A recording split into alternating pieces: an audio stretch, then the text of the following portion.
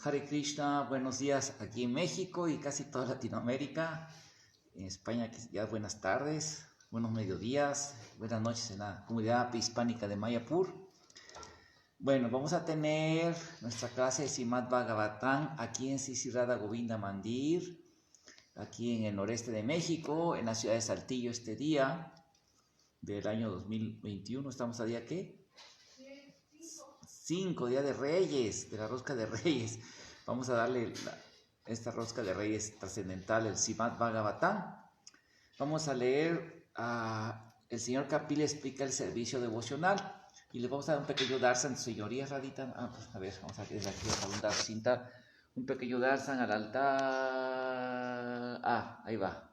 De señoría Radha Govinda, Goranita, el señor Yagana Bala de Subhadra. Hare Krishna. Ladu Gopal, Nisinjadeva, las Shilas y Radha tiene miles de deidades. Mi hija Radha, sí, Radhacita, Devi Dasi, que las adora también. Muy bien, desde muy chiquita. Es decir, puede aceptar la segunda iniciación o más, con más intensidad.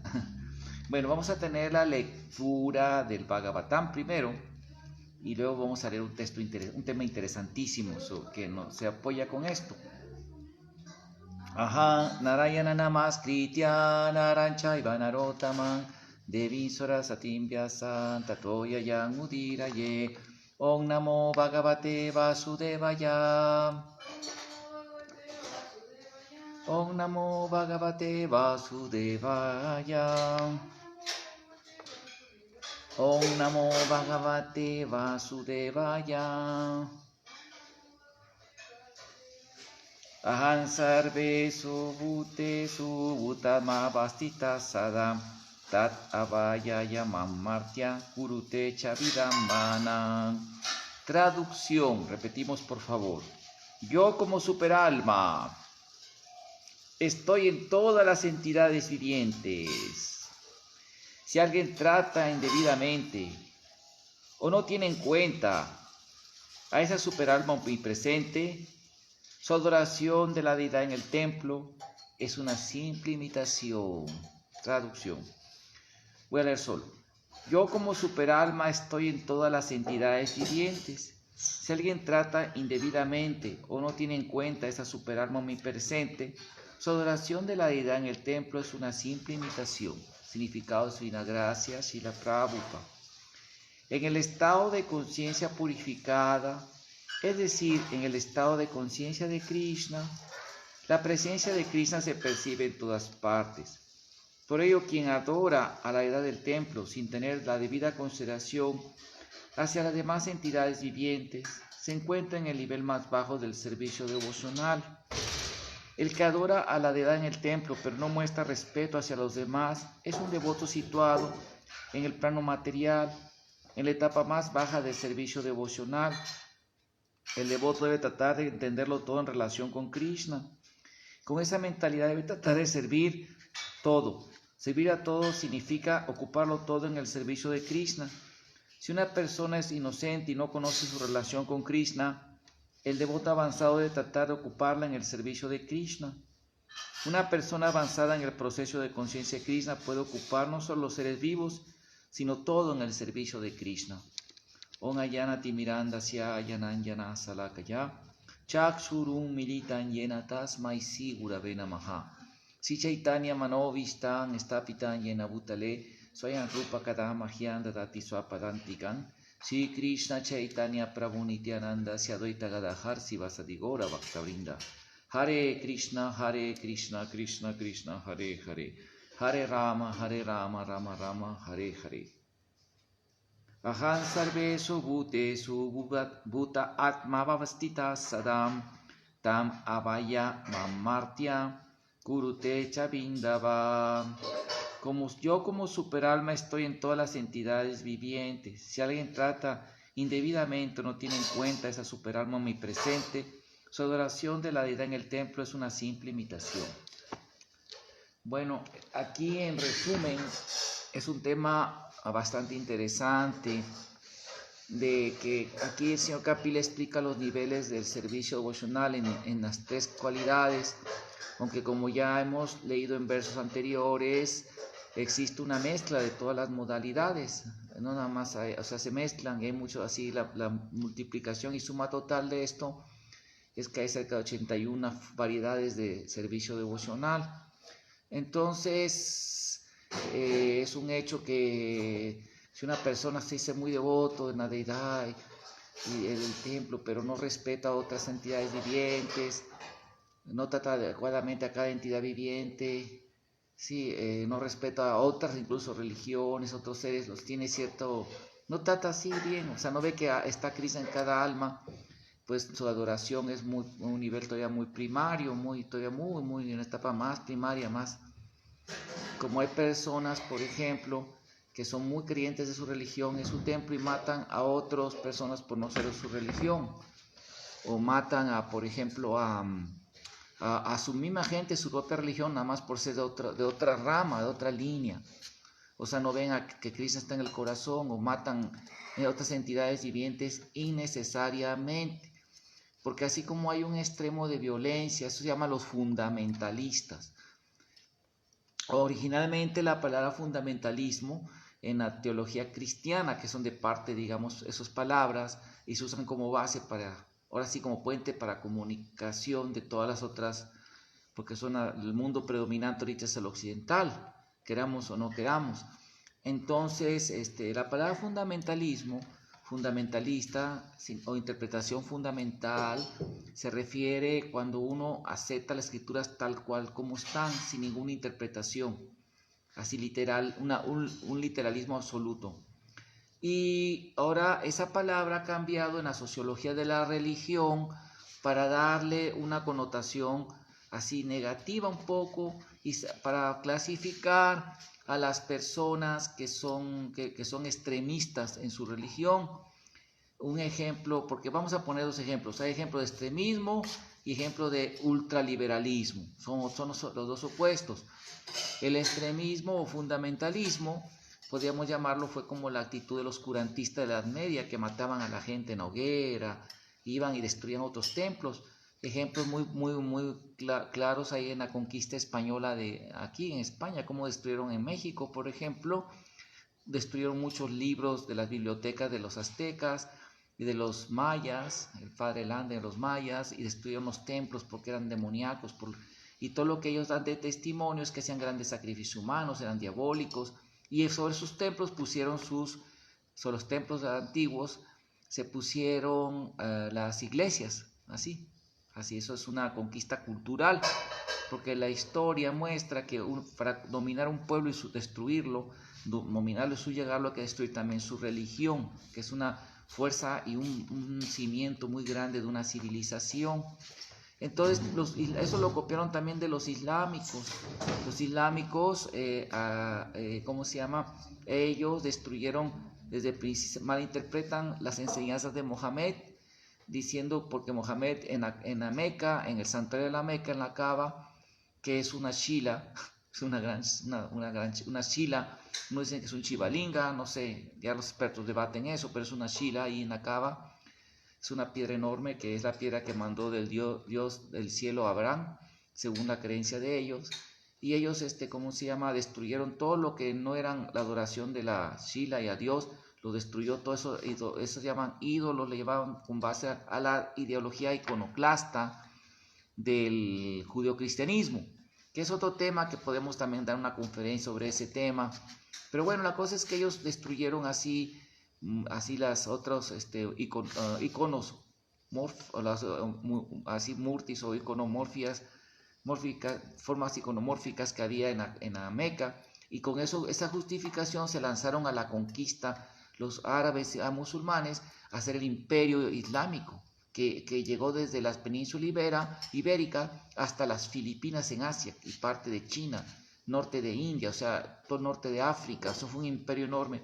Y aunque ahorita los musulmanes lo niegan, muchos así sentimentalmente dicen, nunca fue con espada. No, en el Corán se dice literalmente, ¿no?, cómo debe ser la conquista. Incluso dice que primero miénteles, y si no aceptan por las buenas, córtales el cuello, sea mujer embarazada, sea niño, sea quien sea, córtale el cuello, si no acepta lentamente dególlalo.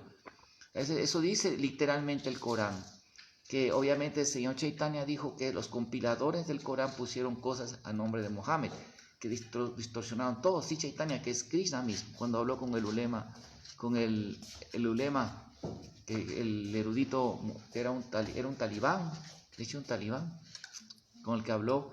Entonces, así, ¿no? Esto se llama fundamentalismo. Y ahorita ejemplos de fundamentalismo, pues son Al-Qaeda, los grupos estos, ¿verdad? Que son muy... Porque hay musulmanes que no son fundamentalistas, por lo menos mantienen un respeto con las demás religiones.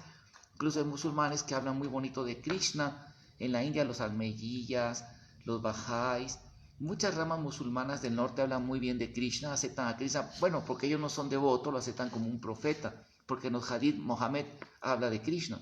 Bueno, entonces esto es interesante porque hay fundamentalistas.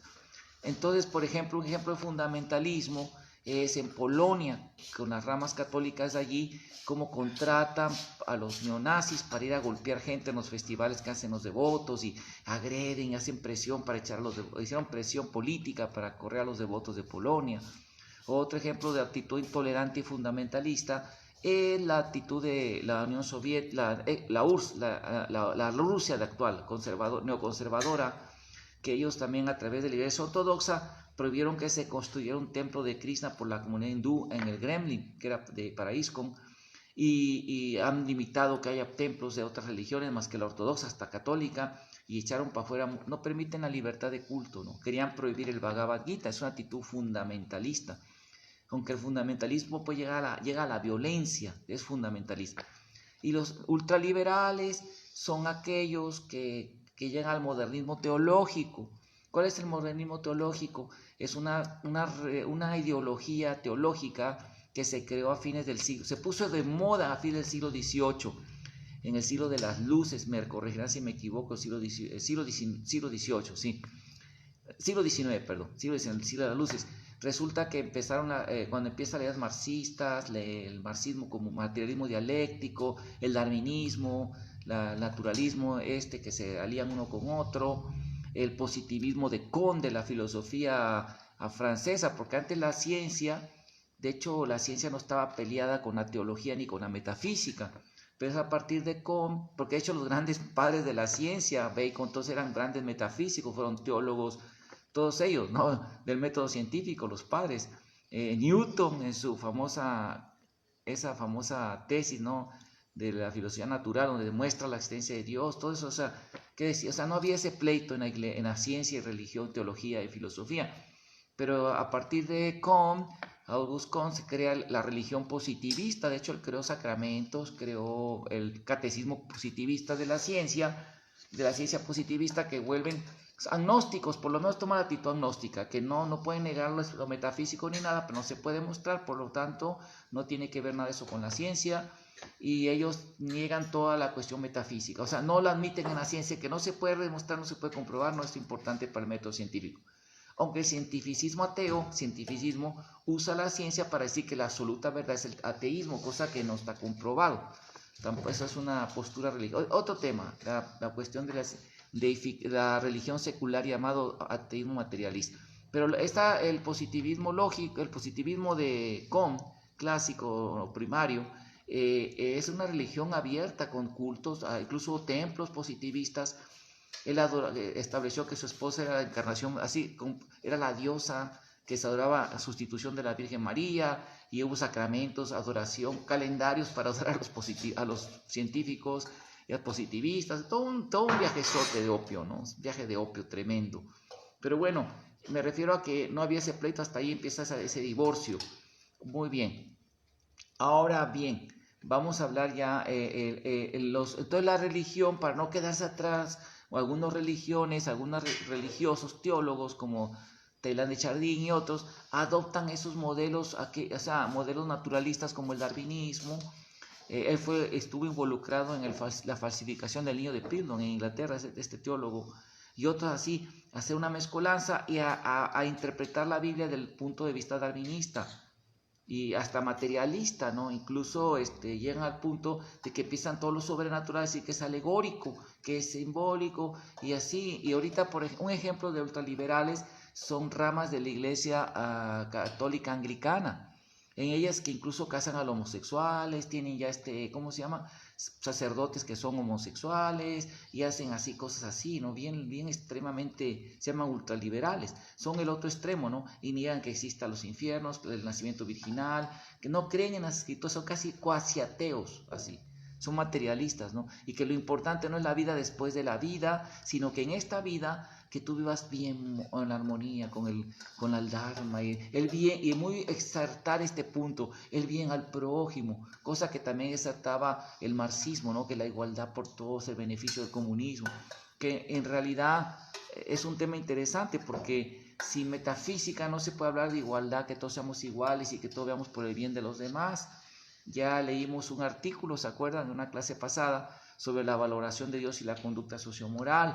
O sea, ¿por qué? Porque simplemente hablar de valores como a respetar a los demás, el respeto de los derechos de los demás, el amor al prójimo, todo eso son realidades metafísicas. Los valores como igualdad, benevolencia, generosidad, no son verdades, no son cosas físicas, incluso contradicen la naturaleza. Las leyes naturales comprueban que el más fuerte se come al más débil. Ese es el darwinismo. De ahí viene el darwinismo social, que el más fuerte se coma al débil. Pero por eso ayudar al caído, al necesitado, ¿por qué? Si es eso, hay que dejarlo que se muera, según el darwinismo social, porque es inútil, ¿no? Y resultados de este darwinismo social son la ideología, las ideas del aborto, de matar a los indeseables, la eutanasia, porque ya son viejos, todo eso así, ¿no? Es totalmente demoníaco. Asúrico, eso se llama asúrico en el Bhagavad Gita. Pues bien, entonces aquí es muy importante es que ningún valor no se puede sostener sin todos los valores, honradez, humildad, buena fe, generosidad, todo eso, respeto, todo eso es metafísico, no son realidades físicas, no son cosas que existen físicamente. ¿Sí? Se pueden hacer actos que nosotros llamamos físicos, nosotros llamamos que son buenos y malos, pero bueno y malo son realidades metafísicas. Y es un tema que ya se ha comprobado mucho por todos los filósofos que estudian la axiología, ¿verdad? Se han estudiado mucho ese tema. Entonces me gustaría aprovechar aquí que alguna cosa muy interesante, ¿no? De que algunas personas que critican la cultura védica, especialmente de ciertas religiones antropocentristas, que dicen que, por ejemplo, que la reencarnación, la vida después de la vida, que es la base para tener realmente, ¿cómo se llama? Valores reales, ¿verdad? No tiene fundamento, cosas así, científico, ¿sí? Eso es otra mentira, es un gran mito, pues no mito, porque mito tiene otro objetivo, es una gran entelequia, es una gran ilusión, una gran irrealidad del materialismo. El materialismo, la filosofía asúrica, ateísta, ya es muy antigua. De hecho, en la cultura védica hay un estudio que hizo el doctor Radhakrishnan, que fue presidente de la India, un erudito de Oxford, del hinduista nacionalista, pero él, ¿cómo se llama? Habló bien de los libros de Prabhupada, ¿no? Entonces este señor hizo un libro que se llama El hombre, donde habla del hombre y habla estudios comparativos de las filosofías y saca los estudios comparativos de las filosofías materialistas de la India, los charvakas, los ayivakas que no creían en el alma, todos que eran así nihilistas, ¿no? Y como los sankyas, así, ¿no? Los atomistas que es de Gautama Muni. Todo eso los compara con las filosofías materialistas de Occidente, especialmente con el marxismo, el materialismo histórico. O sea, en la cultura védica ya existen los prototipos, los arquetipos de las filosofías contemporáneas. Entonces, dentro de su escatología que ellos tienen, es que esta vida es la única vida que existe y después esta vida entra en un universo de la eterna nada. Para empezar, para hablar, y dicen que eso es muy científico, ¿no? Eso es un fideísmo que ha existido en el materialismo por mucho tiempo, ¿no? Charvaka decía eso, ¿no? Epicuro también, pero el hecho es que esa negación, ese problema, el problema con esa tesis es que ellos solo creen en realidades empíricas, cosas que se pueden observar, Pero ¿quién puede observar eso? Nadie, o sea, nadie puede observar eso. Al contrario, la gente que ha tenido muerte clínica, ya el cerebro ya no tiene ninguna vida, ya no hay ninguna función en el cerebro. Ahora, ha muerto hasta 2 horas las personas completamente inertes, comprobado con aparatos técnicos, todo, han salido de su cuerpo, hablan de la vida después de la vida. Y no nada más eso, vamos a hablar un poquito sobre, entonces, además, ¿quién ha visto una eterna nada? Una eterna nada, o sea, ¿quién ha visto eso? Eso no se observa. Hablar de una nada es una cosa que no se puede conceptualizar, es otra entelequia, porque no existe el concepto de la nada, sino ya es algo, si lo conceptualizo, o sea, que eso es algo parametafísico, o sea, es algo completamente irracional, porque es algo que no se puede analizar por la razón. Pero quiero hablar aquí, por ejemplo, hay estos argumentos de este tema lo he escrito en 3 ensayos, uno para un periódico New Age, sobre las pruebas de la reencarnación y la vida después de la vida. También en otro ensayo que escribí sobre Dostoyevsky, en El crimen y castigo, sobre el problema de la vida más allá de la vida, cuando entra en esa discusión Dostoyevsky. Y salió en la revista Crítica, que es de estos estudios filosóficos, que fue donde yo laboré un buen tiempo y ayudé a la edición de la revista.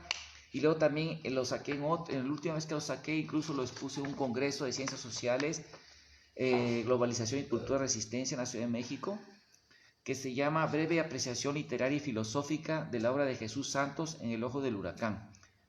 Dice, ponencia expuesta en el 4º simposio de ciencias sociales, globalización y cultura de resistencia en el Instituto Iberoamericano Valle de Aragón, México, agosto 2010. Por su servidor, Horacio Francisco Arganis Juárez, su servidor. Bueno, vamos a ver, el hasta que es chiquito, ¿no?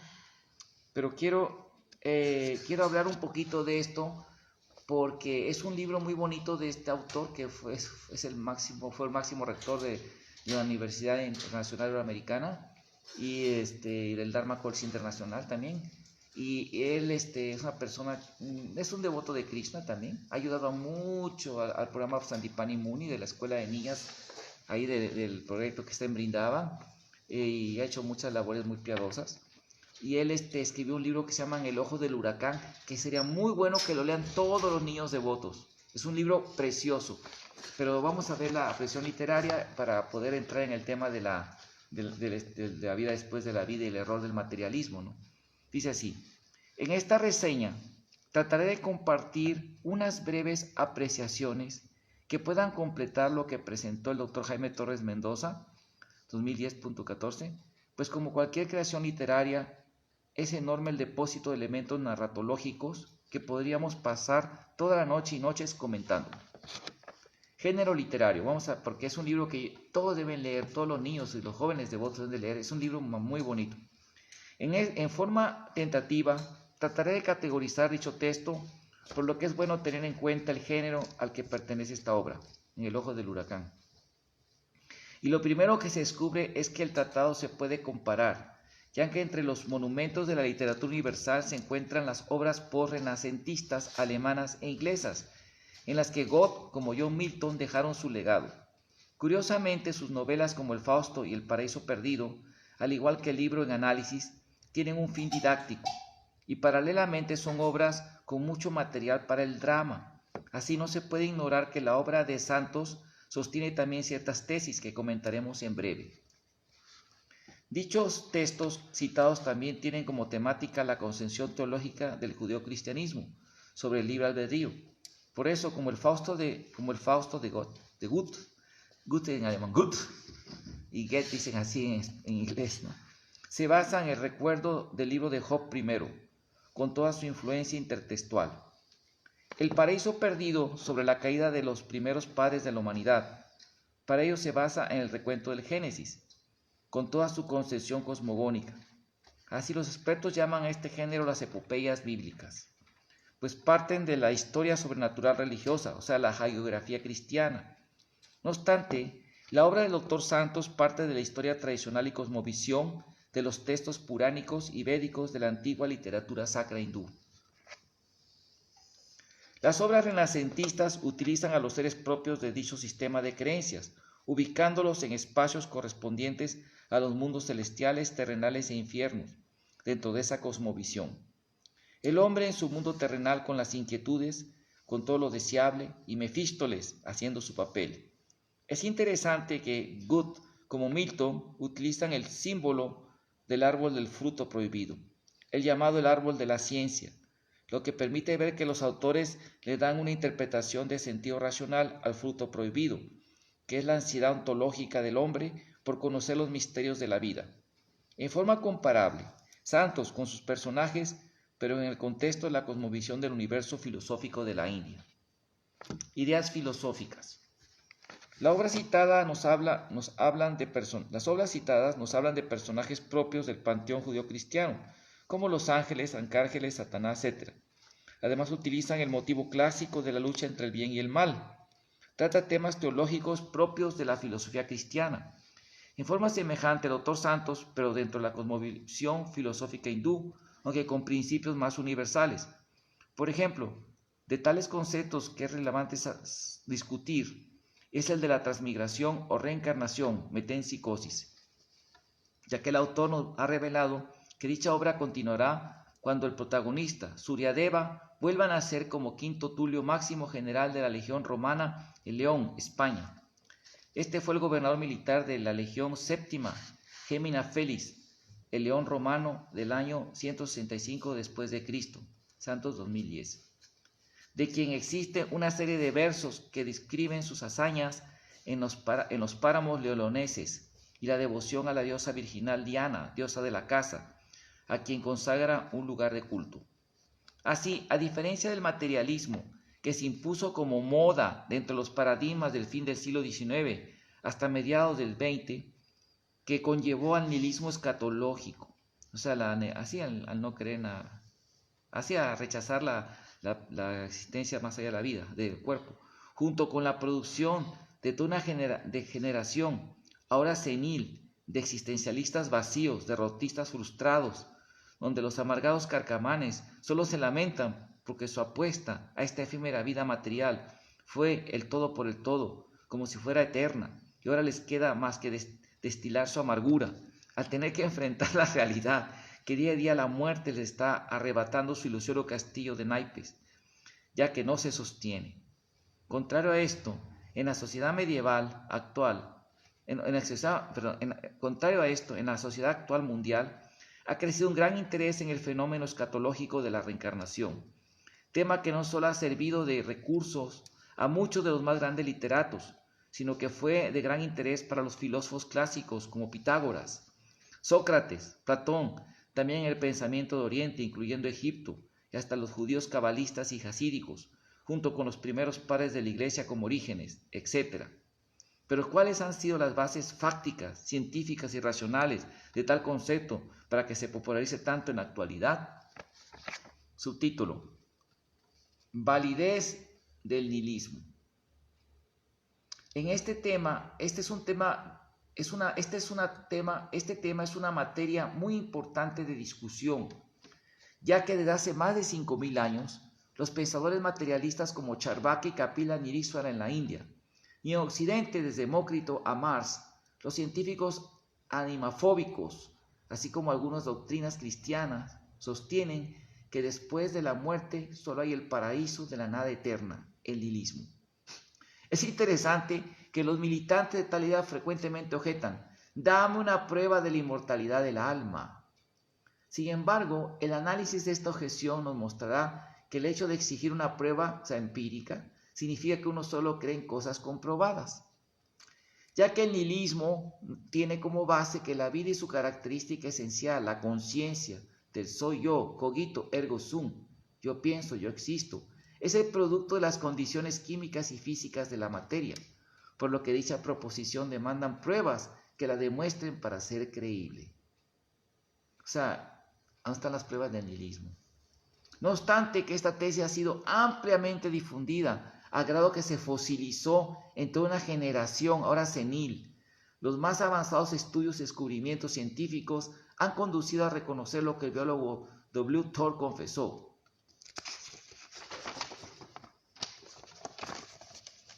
puede que nos encontremos ante la posibilidad de que el origen de la vida, así como el origen del universo, se vuelve una barrera impenetrable para la ciencia y un obstáculo que resista todos los intentos de reducir la biología a química y física. Doctor, citado por Sim, 1979. El muy conocido ateo Dr. Jacques Monod acertó: nuestro conocimiento científico es desde luego muy insuficiente para proporcionar alguna clase de explicación satisfactoria de la materia inerte a la vida. Idem. Y el eminente Todiseo Dostoyevsky ha señalado las mismas dificultades. Me sumo a su opinión. El origen de la vida es milagroso. Idem.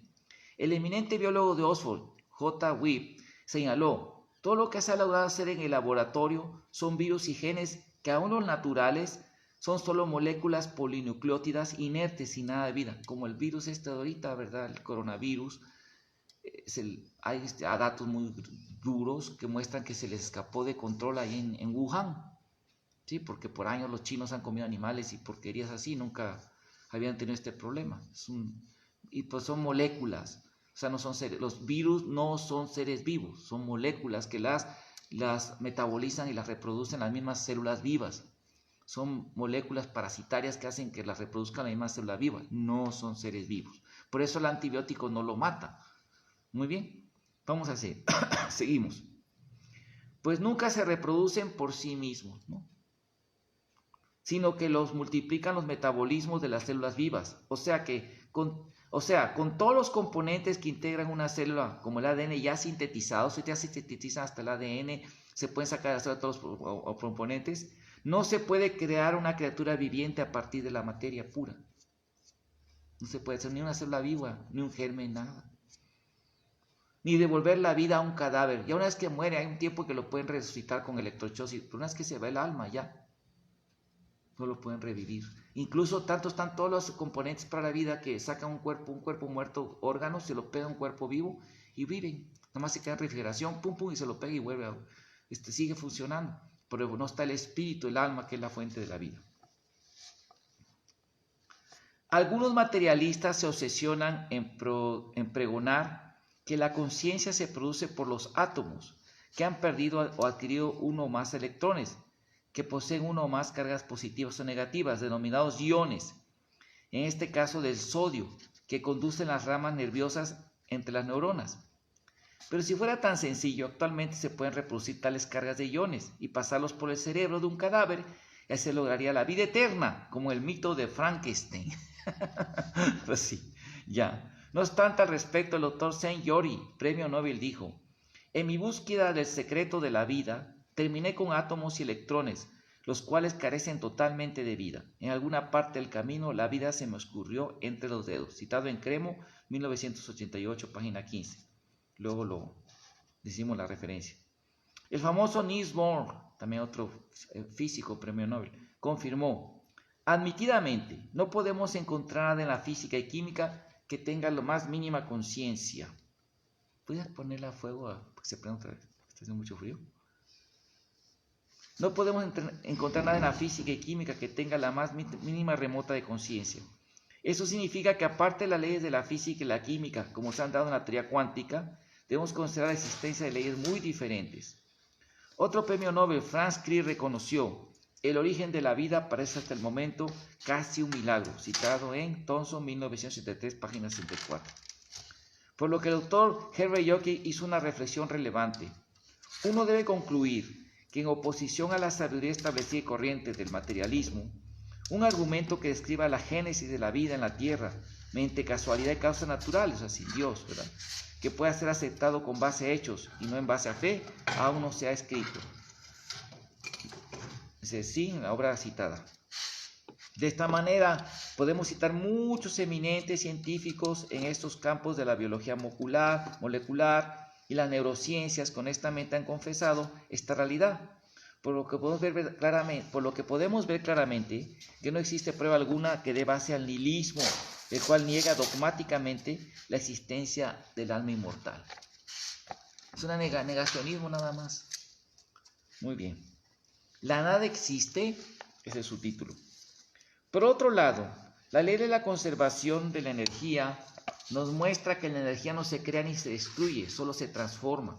Por lo que la vida, en su característica principal, la conciencia, al ser algún tipo de energía, no puede ser destruida al momento de la muerte del cuerpo. Por algo el biólogo Thomas Huxley señaló: para mí es bastante claro que en el universo hay un tercer elemento, la conciencia, que no es materia ni fuerza ni ninguna posible modificación de ambas. Thomson Lopsy, citado por Thomson. Algunos científicos destacados en el campo de la neurología, como Pierre Burr y el premio Nobel Eccles, después de haber pasado décadas estudiando en el laboratorio las funciones del cerebro, postulan que la conciencia, como un campo de energía vivo e inteligente, puede sobrevivir a la desintegración del cuerpo físico. Berkeley, 1993. Aparte de estas inferencias, existen pruebas que tienden a verificar los postulados, los cuales provienen de diferentes fuentes. Una, en 1984, una serie de encuestas realizadas en Estados Unidos, un 44% de la población confirmó haber tenido contacto casual, directo y visual con personas ya muertas al observarlas como fantasmas. Coming Back, 1990. O sea que hubo una encuesta en la cuenta Gallup de personas que han observado a los fantasmas, que han tenido, sí, sin querer estaban limpiando una bodega y ¡pum!, vieron un fantasma, o al llegar hacia demoler casas antiguas, así que han tenido directa experiencia con fantasmas. A ver, fantasmas que desaparecen, ¿no? Yo me acuerdo de un programa de televisión que se llamaba, ¿cómo se llamaba Era de un comunicólogo muy erudito y fundador de la Facultad de Comunicación aquí, el licenciado Galindo. Tribuna me invitó y hablamos sobre este tema, ¿no? Entonces había unas personas de cierto grupo cristiano que es nihilista. Entonces yo le dije aquí, bueno, aquí la gente es Saltillo, digan testigos que hayan visto alguna aparición, que hablen. Y no, hombre, se anotaron como 400 llamadas de los teléfonos ya, y había más, se saturaron los teléfonos de gente que da su testimonio de haber visto fantasmas. 2. El Instituto Gallup ha hecho estudios estadísticos que revelan que aproximadamente 8 millones de personas en Estados Unidos han tenido experiencia fuera del cuerpo físico, 8 millones, tras morir y ser resucitadas por medios clínicos. Mucho antes, este tipo de experiencias fueron reportadas por la doctora Elizabeth Kubler-Ross, el doctor Raymond Moody, el doctor Carly Sosil, idem, o sea, en la misma fuente. Pero, como es natural, los nihilistas trataron de invalidar dichos reportes apoyándose en la especulación argumentativa, que considera dichas experiencias como alucinaciones. Sin embargo, el doctor Kenneth Ring, después de analizar detalladamente estos casos con pacientes, concluyó que no era posible las alucinaciones, pues en muchos casos las personas que sufrían estas vivencias eran capaces de relatar tras su muerte clínica, o sea, estaban muertos, todos los aparatos ya no funcionaban, el cerebro no había ni pizca de reacciones eléctricas, nada, fuera, cero función del cuerpo, ya no había ningún registro por los aparatos, no había nada de vida en el cuerpo, igual que un cadáver así ya de días, o que la madera, así no había ninguna reacción de vida ya en el cerebro ni el cuerpo, sí, ya habían muerto totalmente. Y estas personas, dice que pues en muchos casos las personas que sufren estas vivencias eran capaces de relatar hasta su muerte clínica, especialmente del cerebro, todo lo que habría ocurrido en el quirófano mientras los pacientes no tenían el mismo signo de vida. Lo que demuestra que se trata de un fenómeno totalmente improbable en casos de una alucinación. Idem, la misma fuente. El doctor Michael Cremo, que inicialmente fue un escéptico, estudió de manera rigurosa grupos de pacientes con los cuales pudo constatar la realidad de las experiencias de vida después de la muerte clínica del cuerpo. Además, su experimento los confrontó, ¿sí?, con las suposiciones alternativas de los escépticos nihilistas. El resultado de su análisis fue: podría ser la mente, la cual es diferente del cerebro físico, ser en esencia el alma que continúa existiendo después de la muerte del cuerpo, de acuerdo a algunas doctrinas religiosas, citado por Thomson. Otro tipo de fenómeno ampliamente estudiado que sustenta el fenómeno de la inmortalidad son las experiencias de recuerdos de vidas pasadas con hipnosis regresiva. El caso más popular fue el de la búsqueda de Brady Murphy, que fue recalcitrantemente atacado por los nihilistas y los antirreencarnacionistas, pues no se pudieron comprobar todos los datos, y algunas personas en revistas famosas, como el reverendo Wally White, con la ayuda del Chicago American, este apasionado defensor de su fe dedujo de estudios hechos a la paciente Ruth Simon quien bajo hipnosis había revelado ser Eddie Murphy en su vida anterior, que en realidad ya había inventado la historia plasmándola en su subconsciente, con personas que conocía en su niñez, como la señora que decía haber sido. No obstante, de la fama publicitaria que tuvo el mencionado medio, otra investigadora de estos casos, la doctora Gina Serminara, confirmó con datos que aparecieron publicados en el Denver Post que al entrevistar a la paciente Ruth Simon, declaró que muchos de los personajes y sucesos que planteó Wally White en el Chicago American fueron falsos, como una estrategia para nublar la credibilidad en los casos de reencarnación, a través de hipnosis regresiva. De ahí surgió la hipótesis de criptonesia. Y en cierto grado, algunos casos de vidas pasadas descubiertos por hipnosis podrían ser explicados así. Sin embargo, la doctora Serminara ha presentado casos que se han podido corroborar históricamente, sin tener que ver nada con criptonesia.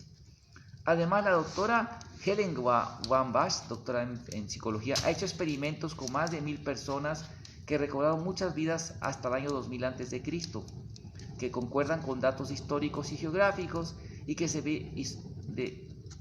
se encontraba más allá del conocimiento de las personas en sus vidas presentes.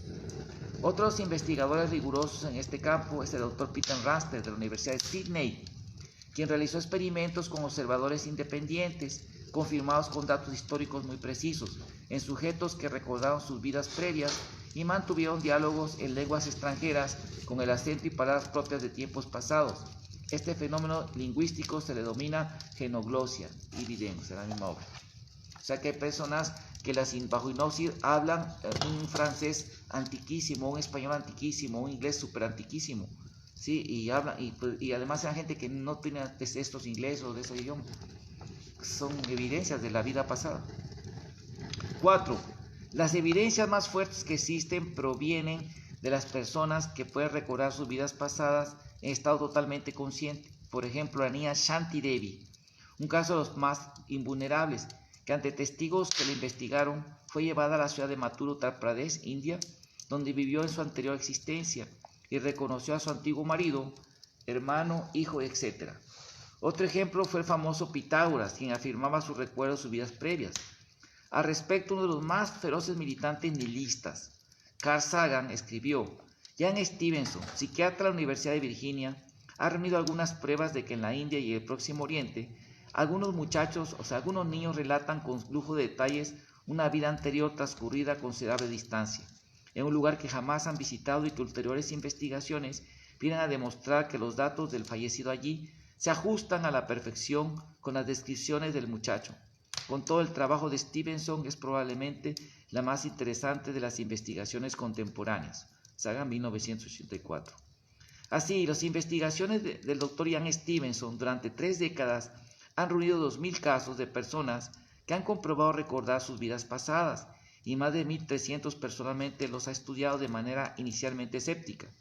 Reportaron sus investigaciones que dan pruebas concretas en los libros 20 casos que sugieren la reencarnación y el multivolumen Casos tipo reencarnación, publicados por la Universidad de Virginia.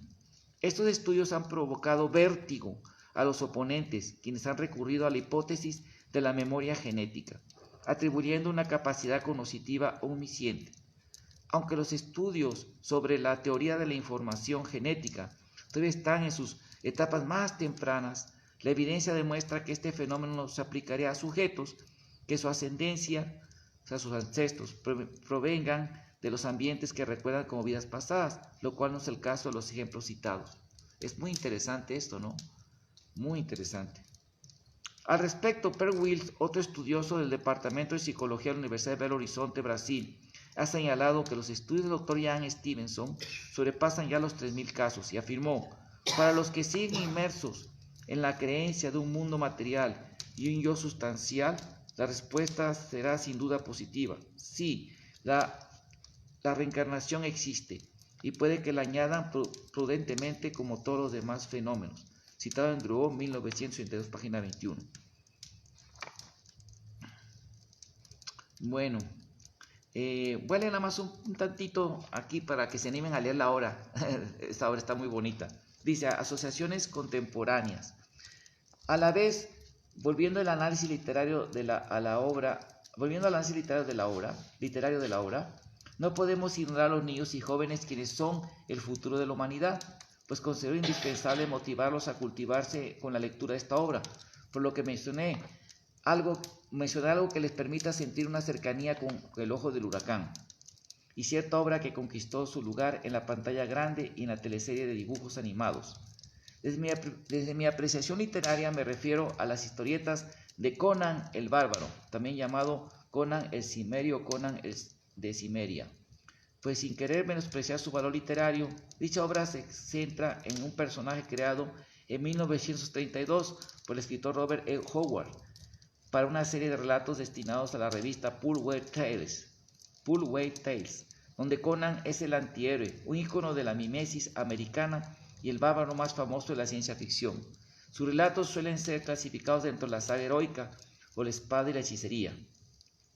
Desde su creación ha aparecido en libros, historietas, películas, programas de televisión, videojuegos, juegos de rol, de mesa y otros medios.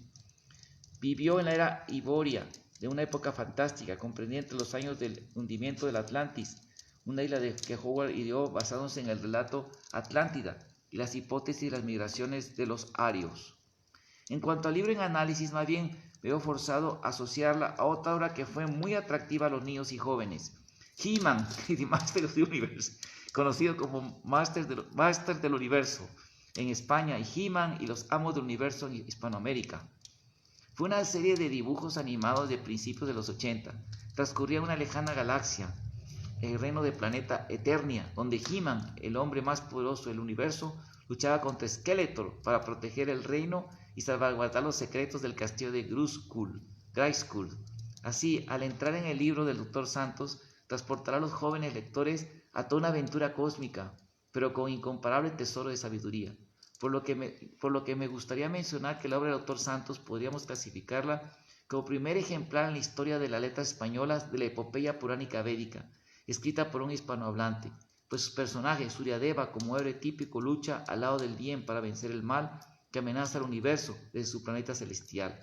Pero a diferencia de los poemas épicos convencionales, la totalidad se escribe en prosa, aunque el autor pone en labios de Suryadeva versos con gran significado filosófico.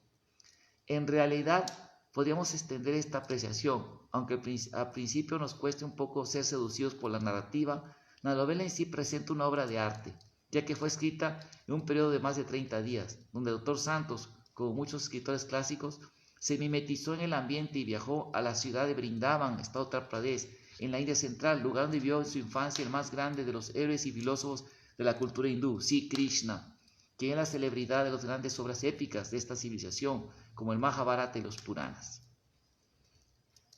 ¿Quieren que termine de leer? ¿Quieren que termine de leer esto? Interpretación semiótica. ¿Sí? ¿Quieres escucharla? Porque va a querer leer el ojo del huracán, ya se picó. Interpretación semiótica. Además, no me gustaría terminar sin olvidar lo que nos dice en la crítica literaria del psicoanálisis. La obra plasma y revela las vivencias y personalidad del autor, donde se proyecta su realidad que lo ha marcado. Así, cualquiera que llegue a conocer la gran lucha social que realiza el Dr. Santos con su trabajo humanitario en la Fundación Dharma hacia los niños marginados de India, comprenderá que el personaje Suryadeva es una proyección de sí mismo. Y toda esa lucha que narra la obra, como sus descubrimientos ontológicos y axiológicos, simbolizan su gran batalla por sus ideales. Así, concordado con lo manifestado por el doctor Jaime Torres, esta obra es también la alegoría de la gran misión de su autor.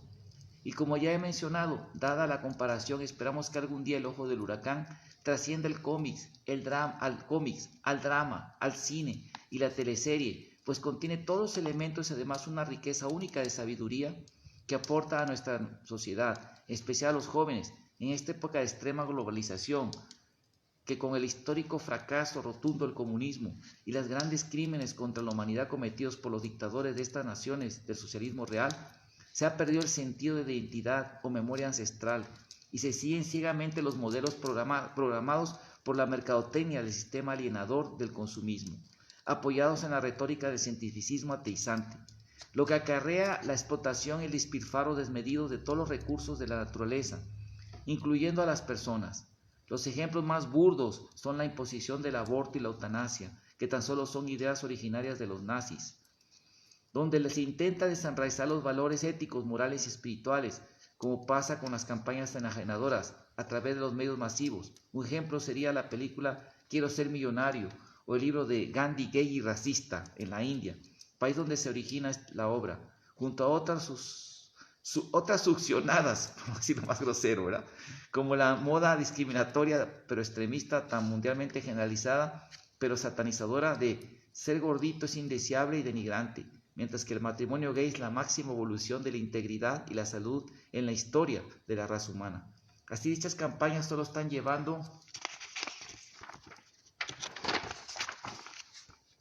al planeta, solo están dañando al planeta, por lo que se les recomienda con mucho énfasis a todos los profesionistas y estudiantes no dejar de pasar la oportunidad de leer esta gran obra propia del siglo XXI. Para los lectores interesados para obtenerlo, pídanlo aquí ponemos en Amazonas, ahí lo pueden conseguir. En El Ojo del Huracán, Jesús Santos se llama el autor, por favor pídanlo allá, es un libro maravilloso.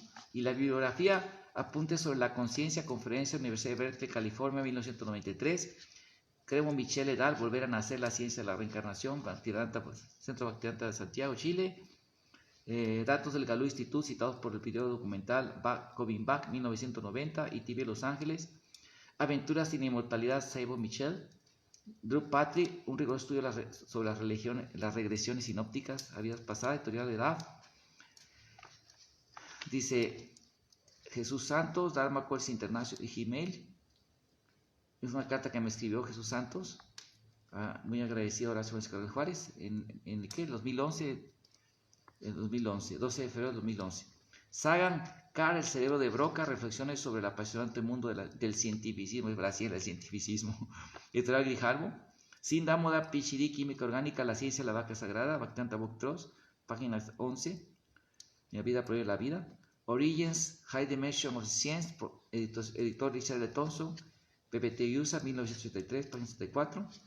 Torres Mendoza Jaime, en El Ojo del Huracán, clave del ser humano, en crítica a la revista de estudios filosóficos, ¿sí? Hace año 7, julio-diciembre de 2010, Saltillo, Coahuila, México. Bueno, espero que esto les sirva a todos los devotos y anime a leer, ¿verdad? Porque solo cuando tenemos que hay el alma espiritual podemos hablar una serie de valores, de ver las igualdades, de respetar conscientemente, ¿verdad? Porque así de entender que no somos el cuerpo realmente, ¿verdad? No por tradición y costumbre, sino por el conocimiento conclusivo de la filosofía védica. Bueno, muchas gracias a todos. Hare Krishna, ¿alguna pregunta, Radita? ¿No? Vamos a pedir El Ojo del Huracán entonces. ¿Sí, Rada? Sí. Vamos a pedir para leerlo. Se ve que está interesante leerlo. ¿Alguna pregunta aquí online? Qué bonita le pusieron al prota. ¿No? ¿No hay preguntas? Bueno, pueden escribirlas en los comentarios y con mucho gusto las respondemos luego. Muchas gracias a todos. Hare Krishna. Ya, Haribo, yo que van a Radovina ahí.